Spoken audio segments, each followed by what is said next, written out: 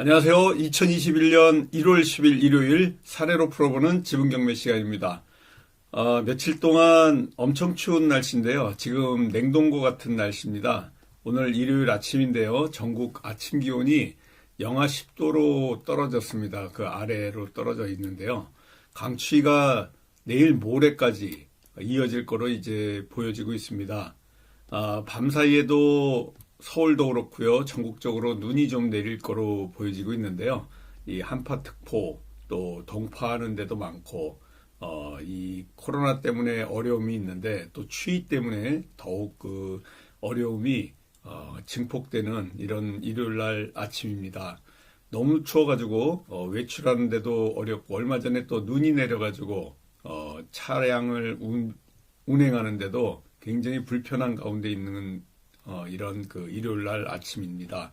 그래도 우리는 사례로 풀어보는 지분경매를 통해서 소송과 협상 이 두 기둥을 공부합니다. 오늘은 조정에 관련된 52강을 이제 수강할 건데요. 지난 51강에서는 감정 검증에 관련된 이러한 내용을 갖고 공부를 했고요. 오늘은 조정과 관련해 가지고 소재기한이 조정실에서 협의를 한다 이런 내용을 갖고 공부해 나가도록 하겠습니다. 오늘 150페이지 공부할 건데요.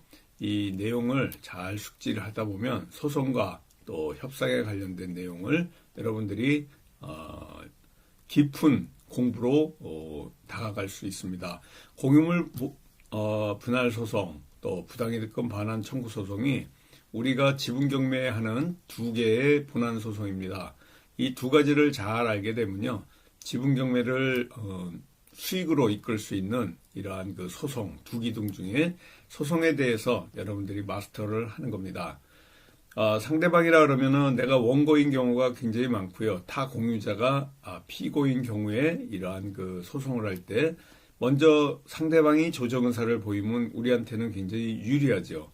원고인 내가 소송을 내놓고 조정을 이렇게 그 제기하는 경우는 거의 없습니다. 상대가 조정 의사를 보이면 그때 서로 협의를 하고 금액을 제시하고 조금이라도 협상이 조금 진행되는데 또 협상이 깨진다 그러면 재판을 제기해 가지고 조정으로 마치는 경우가 있습니다. 지난주에 우리 6일날 수요일날 실전방 공부를 시작했습니다. 지금 수도권의 학원들 9인 이하 9인까지죠. 9인까지 수강이 가능해가지고 우리가 9인 이하에서 10인 이하에서 이렇게 그 강의를 했기 때문에 실전반 오프라인 강의가 시작이 됐습니다. 그래서 거기에 우리 소송 중에 또 타공유자하고 전화통화하는 협상에 관련된 내용 15분 정도 되는 내용인데요. 이런 내용을 이제 들려주면서 협상하는 과정이라든가 실질적으로 리얼 팩트로 바로 틀어드립니다. 우리 실전반에서 이제 그런 걸 듣다 보면 본인도 실제 소송을 하고 지분을 낙찰받고서 어떻게 남들은 이렇게 그 해결해 나가나 이런 과정들을 보면서 공부를 해 나가는 과정인데요. 서로 이렇게 그 합의점에 도달하게 되면은 협상, 조정으로 끝나고요. 법적으로도 조정실에서 이렇게 그 끝내는 경우가 많습니다. 이 재판부에 한 번도 출석 안 했는데 조정실이 뭔지 이렇게 모르는 분들도 있습니다. 지난주에도 제가 잠깐 말씀드렸지만요. 조정실이 이렇게 조용한 사무실 같은 분위기입니다. 그래서 여기 보시면은 테이블도 있고요. 각자 여기 재판관님, 조정관이 앉아 있고 원피고 자리가 딱 정해져 있습니다. 거기 앉으라 그러면 서로 대화를 나누는 겁니다. 그래서 처음에 법원에 간 분 중에는 이런 우황청심원 마시고 가시는 분들도 있고 굉장히 떨린다, 잠이 하나도 안 온다, 저한테 이렇게 연락이 오시는 분들이 있는데요. 뭐 당연한 겁니다. 좀 불안하고 그러시면요. 정말 우황청심원이라든가 안정제를 좀 드시고 이렇게 가셔도 될 것 같고요. 조정실에 가시면은 여기 보시는 것 같이 큰 테이블이 있는 조용한 분위기의 회의실 분위기입니다. 그래서 조정관이나 판사, 원고, 피고가 서로 대화를 나누면서 조정하게 되는데 자리는 지정이 돼 있고요. 여기서 이제 그 깨진다, 조정이 깨진다 그러면은 본안 진짜 소송으로 다시 들어갑니다. 원래 소송을 했다가 조정 의사가 있어서 조정실에 갔다가 이 조정이 깨지게 되면 다시 소송으로 가는 이러한 그 수순을 밟는데요. 조정실에서도 조정이 잘 이루어지는 경우가 많습니다. 그렇기 때문에 내가 목표한 가격이라든가 또 조정에 관련을 해서 공부를 하시려 그러면은 결국은 협상론을 공부하셔야 돼요. 그래서 조정과 협상론, 협상학 이러한 것들이 하나의 이러한 그 프로세스 안에 들어있는 아까 말씀드렸던 이 사례로 풀어보는 지분경매의 두 기둥이 바로 이러한 협상과 또 그 소송에 관련된 공부를 계속 하셔야 되는 겁니다. 이 조정이 교착 상태에 빠져가지고 더 이상 진전이 안 되는 경우도 굉장히 많은데요. 이럴 때는 조정실에서 원고를 잠깐 나갔다가 피고하고 조정관이 얘기하는 경우도 있고요. 또 피고 나가고 원고하고 조정관하고 대화를 나눠가지고 이 합의점을 찾아가는 이러한 그 자리가 되는 경우가 굉장히 많습니다. 조정에서 끝나게 되면 오랜 시간의 공방이 있었던 이 본안 소송이 짧게 끝날 수 있기 때문에 조정에서는 약간 내가 손해보는 듯 하더라도 기간에 관련한 기회비용과 여러 가지를 생각해가지고 빨리 협의를 하는 게 좋을 때도 많습니다. 그래서 이러한 그 합의된 가격을 찾는데 결국은 내가 낙찰된 가격에 이상으로 낙찰받은 가격 이상으로 해가지고 조정을 해야지 뭐 그 가격 된다 그러면은 이 조정이 성립되지 않는 경우가 굉장히 많습니다. 그런 경우에는 본안 소송으로 다시 돌아갈 수 있도록 이의를 하시면 됩니다. 조정을 했다 그래서 또 조정 이 합의된 대로 결정을 안 하셔도 돼요.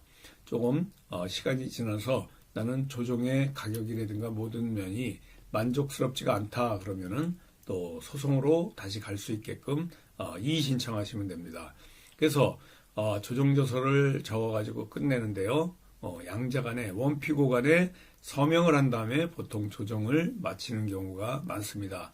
소장이 제출된 이후에 피고가 소장에 송달되고 답변서 제출되고 그리고 변론기일 통지서가 발송돼서 변론기일에 이 원피고가 재판부에 조정하기를 권하거나 또 재판부의 판사가 조정하기를 권하는 누가 권할지 모릅니다. 그렇지만은 추자한 나는 이러한 그 조정기일이 잡히게 된다 그러면 저는 언제든지 오케이 하는 경우가 굉장히 많고요.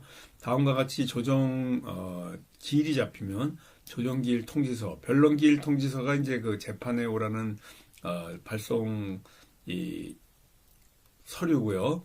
조정기일이 잡히면은 그 조정기일 통지서가 발송되는 경우가 상당히 많습니다.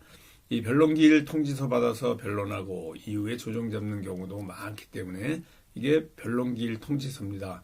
결국은 재판, 본안에 오라는 얘기고요. 여기 공유물 분할 소송, 가단입니다. 원고 피고가 있고요. 변론기일은 이렇게 날짜가 딱 정해져 있는 그리고 법원이 정해져 있는 이런 사항들을 보내줍니다. 만약에 여러분들이 이러한 그 조정 변론 통지서를 우편으로 안 받는 경우는요. 대부분이 다음 주부터 시작하는 이 전자소송에 관련돼서 이제 시작할 건데요. 이러한 그 전자소송과 관련된 내용들 보시면 이 우편으로 오는 이러한 그 변론기일 통지서는 오지 않습니다. 그대로 전자적으로 메일이나 문자로 이렇게 그 어떤 문서가 뜨게 되면요. 통지가 오는 경우가 바로 전자소송을 하는 경우고요. 조정기일 통지서 여기 보시면 공유물 분할 소송인데요. 조정기일 통지서로 해가지고 조정실로 301호 조정실로 와라 하는 이러한 내용들이 이제 그 전자적으로나 우편으로 오게 되는 경우가 많습니다. 지금 154페이지를 하고 있고요. 원고 피고가 합의된 가격을 찾아가지고 조정이 성립되면 판사는 조정조서를 적고 그것에 양자간에 서명을 마친 후에 며칠 후에 조정조서를 보냈는데요. 이 바로 조정조서가 판결문과 같습니다. 만약에 그 조정조서에 이의를 있다 그러면 이의신청서 집어넣으면 됩니다. 지금 이런 경우에는요. 원고 피고로부터 3,500만 원을 받고 지분 소유권을 넘겨주도록 하는 조정조서를 제가 이제 올려놨는데요. 긴 협상의 공방 끝에 합의에 이른 건데 이 같은 결정 동시이행관계라고 명시해가지고 원고가 돈 돈을 받는 거고요. 동시에 피고에게 원고는 소유권을 동시이행하는 이러한 관계, 동시이행 관계에 바로 조정을 행했는데요. 바로 이 법무사 사무실에서 소유권 이전 등기하고 돈을 받는 과정은 이 법원에서 하는 게 아니고요. 조정조서 받은 이후에 이행하라는 날짜에 하시게 됩니다. 그래서 소유권을 이전하고 비용은 피고 부담으로 하고 차후 이르게 될지 모르는 분쟁에 대비해 가지고 이 비용 문제도 여기 조정조서에 판사님한테 좀 써달라고 하는 경우를 빼먹는다 그러면 좀 이 비용 문제에 대해서 또 재분쟁이 일어날 수 있기 때문에 조정조서에는 비용 문제를 꼭 써야 된다. 이런 말씀을 드리고 싶습니다. 조정조서 청구 이유를 살펴보면요. 조정까지 오게 된 연유, 날짜 순으로 쭉 있습니다. 원고가 경매에서 낙찰을 받고 그동안 원피고 간에 협의를 계속해왔고 원만하게 해결되지 않아가지고 공유물분할 청구 소송을 하게 됐고 그 이후에 현물로 분할하기도 곤란해가지고 경매에 붙여서 매각대금을 지분 비율대로 배당받는 이런 원고의 소를 제기했는데 변론에 참석했습니다. 첫 번째.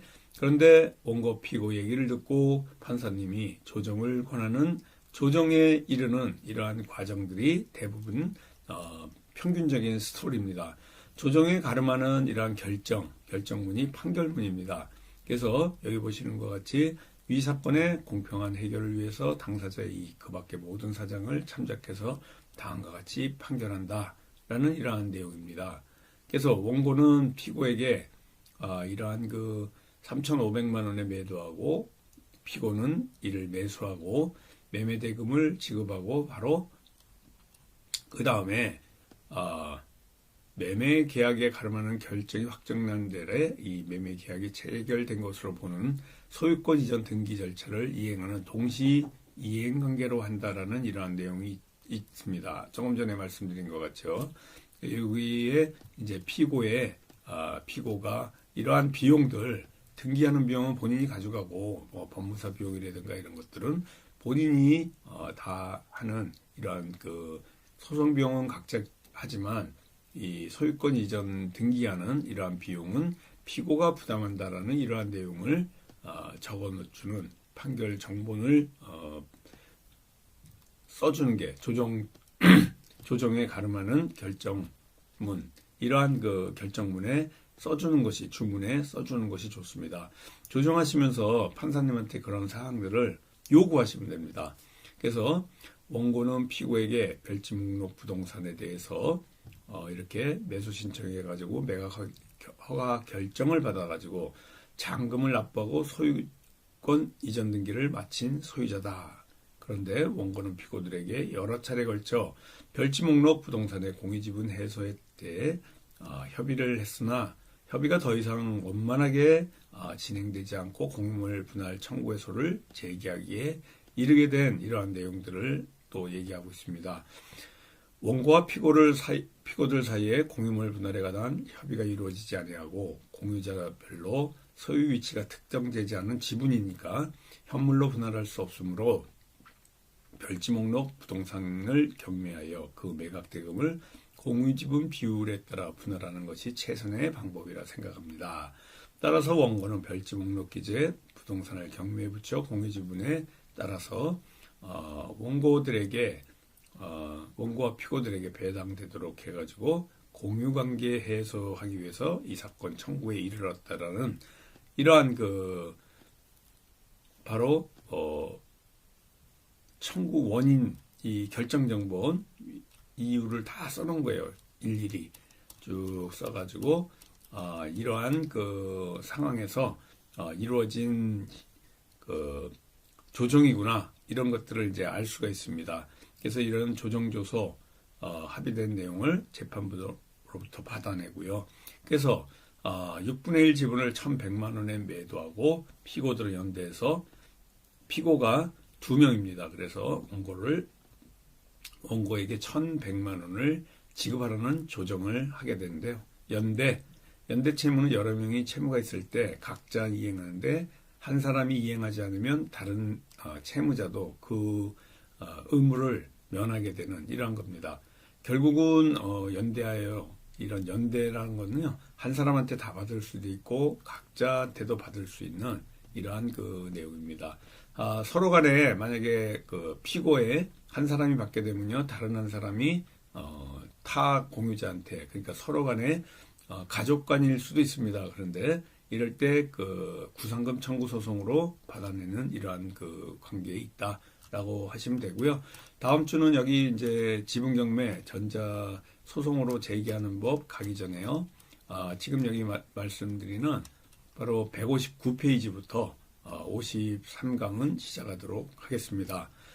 오늘은 그 지분경매에 관련된 이 밴드를 잠깐 보도록 하는데요. 밴드 전체 검색란에서 지분경매라고 이렇게 노란 표지 찾으셔가지고 실명으로 찾아서 들어오시면 됩니다.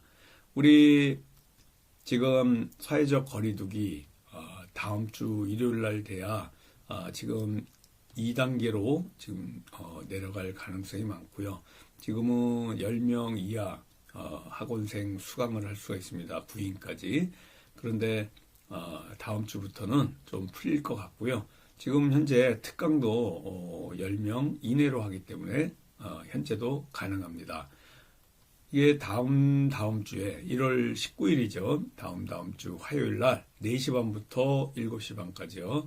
1일 특강이 있습니다. 서울 교대역 13번 출구 근처에 우리 강의실에서 있고요.